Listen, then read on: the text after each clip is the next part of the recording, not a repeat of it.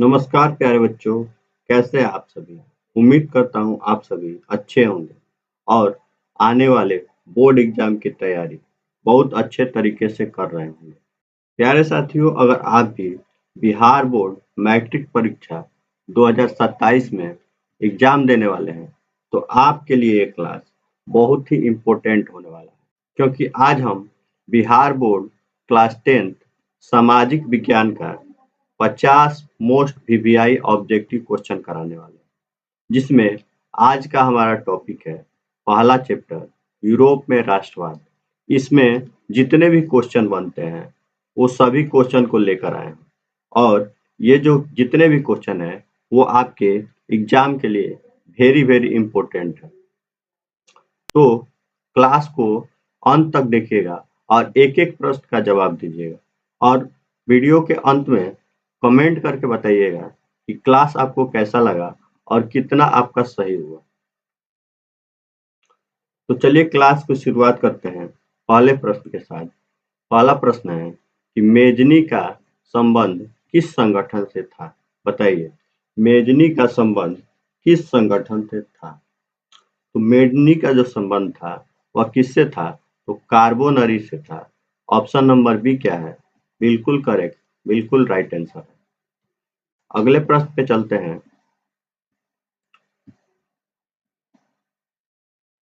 अगला प्रश्न क्या कहता है सर? अगला प्रश्न कहता है सर कि राष्ट्रीय आंदोलन का केंद्र जेना विश्वविद्यालय कहाँ स्थित है? बताइए, राष्ट्रीय आंदोलन का केंद्र जेना विश्वविद्यालय कहाँ स्थित है? बताइए। तो ये जो है वह कहाँ स्थित है? तो जर्मनी में स्थित है। यानी ऑप्शन बी क्या है? बिल्कुल करेक्ट, बिल्कुल राइट आंसर है। ठीक है, और ये जितने भी प्रश्न हैं ये आपके बोर्ड एग्जाम के लिए बहुत ही इम्पोर्टेंट है, क्योंकि ये जो क्वेश्चन है ये बार बार पूछे गए हैं और इस बार भी पूछने की बहुत ही संभावना है।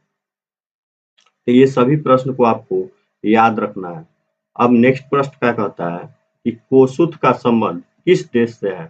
कोसुत का संबंध किस देश से है? बताइए। तो कोसुत का जो संबंध है वह हंगरी देश से है। यानी ऑप्शन डी क्या है? बिल्कुल करेक्ट है। ये सभी को आपको याद रखना है। अगला प्रश्न है कि निम्न में से किस सम्मेलन में जर्मनी की क्षतिपूर्ति राशि को कम कर दिया गया? बताइए। तो कौन सी राशि किसको कम कर दिया गया? किसमें क्षतिपूर्ति राशि को कम कर दिया गया? तो बताइए। तो इसका क्या हो जाएगा? इसका हो जाएगा क्योटो सम्मेलन में। इस सबको आपको याद रखना है दोस्तों, क्योंकि ये जो जितने भी क्वेश्चन है ना ये सभी वेरी वेरी इंपॉर्टेंट है और ये आपके बोर्ड एग्जाम के लिए बहुत ही इम्पोर्टेंट है। ठीक है, नेक्स्ट क्वेश्चन पे चलते हैं। नेक्स्ट क्वेश्चन कहता है कि रक्त और लौह नीति का आलम्बन किसने किया बाबू? रक्त और लौह नीति का आलम्बन किसने किया? तो बताइए किसने किया है रक्त और लौह नीति का आलम्बन? तो किसने किया? तो ये जो बिस्मार्क था ना वही उसी ने किया था। यानी ऑप्शन सी इसको आपको याद रखना है। ठीक है, अगला है कि जर्मन राइन राज्य का निर्माण किसने किया था? जर्मन राइन राज्य का निर्माण किसने किया था? बताइए बाबू लोग, सभी लोग बताइए बाबू कि जर्मन राइन राज्य का निर्माण किसने किया था? तो जर्मन राइन राज्य का जो निर्माण किया था वो नेपोलियन थर्ड ने किया था। ठीक है, किसने किया था? तो नेपोलियन थर्ड ने किया था। इन सबको आपको याद रखना है। फ्रांसीसी क्रांति कब हुआ? फ्रांसीसी क्रांति जो हुआ वो कब हुआ? बताइए। फ्रांसीसी क्रांति जो हुआ वह कब हुआ? तो 1789 में हुआ। ठीक है, कब हुआ? तो 1789 ईस्वी में हुआ। ठीक है, ये सभी को आपको याद रखना है, क्योंकि ये सब बार बार क्वेश्चन पूछ चुके हैं एग्जाम में और आगे भी पूछने की संभावना है। यानी आपके 27 वाले जो बोर्ड एग्जाम होने वाला है इसमें भी पूछने की बहुत ही संभावना है। अगला है निम्न में से किसके योगदान से इटली का एकीकरण पूर्ण हुआ? तो किसके योगदान से पूर्ण हुआ? बताइए। तो यानी मेजनी, काउंट काबूर और विक्टर एमेनुअल, यानी ये सभी के सहयोग से पूर्ण हुआ, यानी कि ये ऑप्शन नंबर डी क्या है, बिल्कुल करेक्ट है। ठीक है, अगला है कि हिंगेल किस देश का दार्शनिक था? बताइए बाबू लोग, ये हिंगेल जो था किस देश का दार्शनिक था? बताइए। हिंगेल जो था वह जर्मनी का क्या था, दार्शनिक था। कहाँ का था? तो जर्मनी का दार्शनिक था। ठीक है, इस सबको आपको याद रखना है बाबू लोग। अगला प्रश्न क्या है बाबू? अगला प्रश्न है बाबू कि काउंट काबूर को विक्टर एमेनुअल ने किस पद पर नियुक्त किया था? काउंट काबूर को विक्टर एमेनुअल ने किस पद पे नियुक्त किया था? बताइए। काउंट काबूर को विक्टर एमेनुअल ने प्रधानमंत्री पद पे क्या किया था, नियुक्त किया था। ठीक है, अगला है फ्रांस में किस शासन वंश की पुनर्स्थापना वियना कांग्रेस द्वारा की गई? बताइए, किसके द्वारा की गई? तो ये जो हो जाएगा बुर्बो राजवंश के द्वारा किया गया, यानी किसके द्वारा किया गया? तो बुर्बो राजवंश के द्वारा किया गया। ठीक है, नेक्स्ट है यूरोप वासियों के लिए किस देश का साहित्य एवं ज्ञान विज्ञान प्रेरणा स्रोत रहा? बताइए, किस देश का ज्ञान और विज्ञान, साहित्य ज्ञान एवं विज्ञान प्रेरणा स्रोत रहा? बताइए, क्या हो जाएगा? तो किसका हो जाएगा? यूनान देश का क्या था, प्रेरणा स्रोत रहा। यूनान देश का ज्ञान विज्ञान प्रेरणा स्रोत रहा। अब अगला प्रश्न है कि जालबेरिन एक संस्था है। जालबेरिन कहाँ की संस्था है बाबू? बताइए आप लोग, जालबेरिन कहाँ की संस्था है? तो जालबेरिन जो है वह कहाँ की संस्था है? बताइए। जालबेरिन जो है वह व्यापारियों की संस्था है। ठीक है, ऑप्शन नंबर बी क्या है, इसका बिल्कुल करेक्ट आंसर है। अगला प्रश्न क्या है बाबू? अगला प्रश्न है कि आटो को निम्नलिखित में से कहाँ का राजा घोषित किया गया? बताइए, आटो को निम्नलिखित में से कहाँ का राजा घोषित किया गया? तो ये किसको घोषित किया गया? तो यूनान का, यानी ऑप्शन नंबर बी क्या है, यूनान। यूनान का राजा घोषित किया गया। अगला प्रश्न क्या है बाबू? यूनान को एक स्वतंत्र राष्ट्र घोषित किया गया, तो कहाँ कब किया गया? बताइए, कब किया गया? यूनान को स्वतंत्र राज्य कब घोषित किया गया? तो कब घोषित किया गया? तो 1932 ईस्वी में। कब घोषित किया गया? 1932 ईस्वी में। नेक्स्ट प्रश्न देखते हैं, अगला क्या है? अगला प्रश्न है बाबू कि फ्रांस की किस संस्था ने लुई 16वें और उसकी रानी को फांसी की सजा दी थी? फांसी की सजा दी थी। किस किस संस्था ने दिया था? किस संस्था ने दिया था? बताइए, किस संस्था ने दिया था?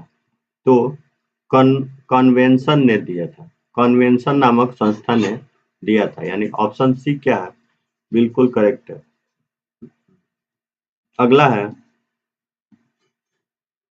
1830 ईस्वी की क्रांति के बाद फ्रांस में किस प्रकार का शासन स्थापित हुआ? बताइए, किस प्रकार का शासन स्थापित हुआ?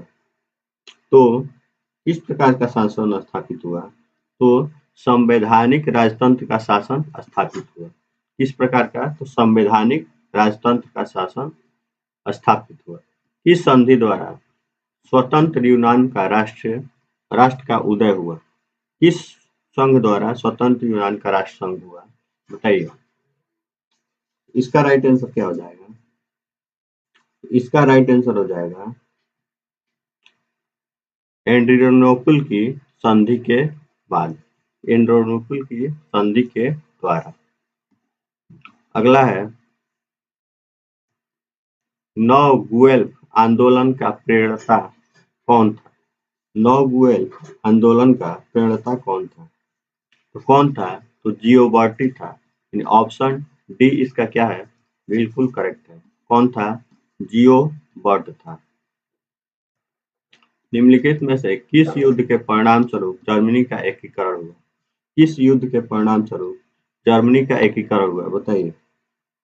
किस युद्ध के परिणाम स्वरूप जर्मनी का एकीकरण हुआ? तो सूडान के युद्ध के बाद क्या हुआ?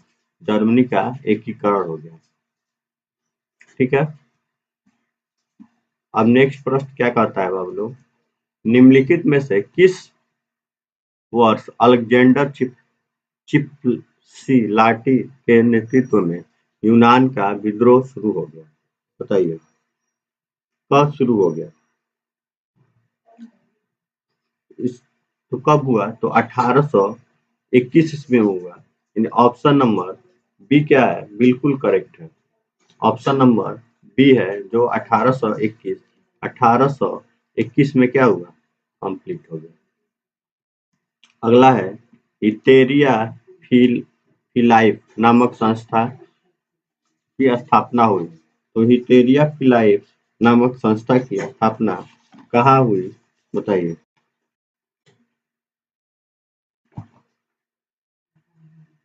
तो ये कहाँ हुआ था?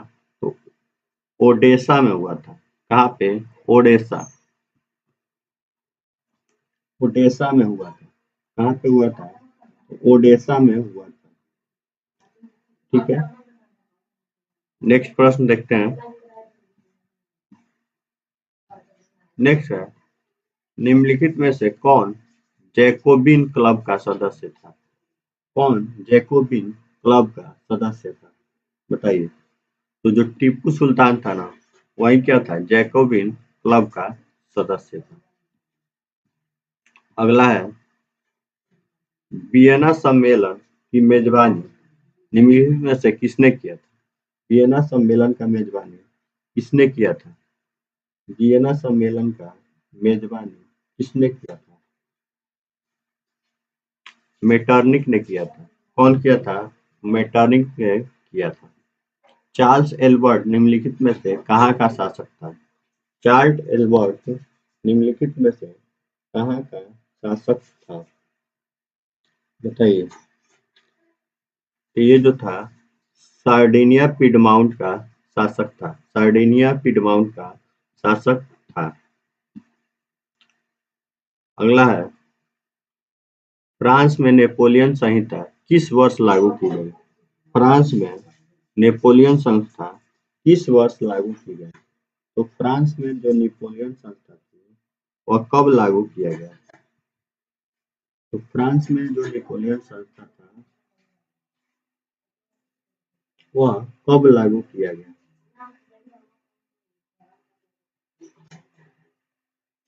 बताइए कब हुआ था? 1804 ईस्वी में लागू किया। 1804 ईस्वी में लागू किया। हंगरी की अधिकांश जनता कौन सी भाषा बोलती थी? हंगरी की अधिकांश जनता कौन सी भाषा बोलती थी? बताइए। तो कौन सी भाषा बोलती थी? तो मैग्यार भाषा बोलती थी। कौन सी भाषा? मैग्यार भाषा बोलती थी।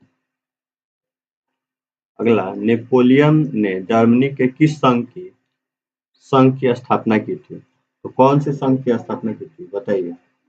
तो राइन संघ यानी जर्मन राइन संघ की स्थापना किया था। ऑप्शन नंबर सी इसका बिल्कुल करेक्ट है। अगला है वियना सम्मेलन का आयोजन किस वर्ष हुआ था? वियना सम्मेलन का आयोजन किस वर्ष हुआ था? बताइए। 1815 ईस्वी में हुआ था। कब हुआ था? 1815 ईस्वी में हुआ था। सभी को आपको याद रखना है। अगला है किस वर्ष गैरिबाल्डी ने रोम पर आक्रमण करने की योजना बनाई? तो कब योजना बनाई था? तो कब बनाया था? तो ये 1862 में बनाया था। कब बनाया था? 1862 ईस्वी में। बुर्बो राजवंश का शासन किस देश में था? बताइए। बुर्बो राजवंश का शासन किस देश में था? बुर्बो राजवंश का शासन किस देश में था? बताइए। तो फ्रांस में था। यानी ऑप्शन नंबर सी इसका क्या है? बिल्कुल करेक्ट है। अगला है मार्सिले किस देश के राष्ट्रभक्ति का गीत है? तो मार्सिले जो है वो कहाँ का है? मार्सिले किस देश का राष्ट्रभक्ति है? बताइए। कहाँ का है? फ्रांस का है। कहाँ का है? फ्रांस का है। सन 1870 में इसमें फ्रांस और प्रसा के बीच युद्ध हुआ था। वह कहाँ हुआ था? कहाँ युद्ध हुआ था बताइए। कहाँ युद्ध हुआ था? तो सीडान में हुआ था। कहाँ हुआ था? तो सीडान में हुआ था।